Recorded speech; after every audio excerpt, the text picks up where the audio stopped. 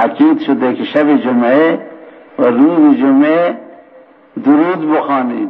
اکثروا علیه الصلاة فرمود درود شما بر من عرضه میشه، درود ما پیش میشه نزد حضرت رسول صلی الله علیه و سلم و حضرت جواب میدهد.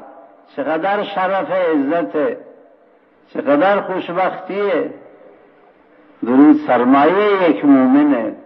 ابن القیم رحمه الله یکی از بزرگانه، ایشون 40 خاصیت درود نوشته. من جمله 10 گناه معاف میشه، 10 درجه بلند میشه، 10 نیکی ثبت میشه، غم دور میشود، شفاعت رسول الله نصیب میشود، آسانی در کارها صورت میگیرد، آرزوها برآورده میشود. خیلی فضائل و فواید نوشته، لذا درود بخونه.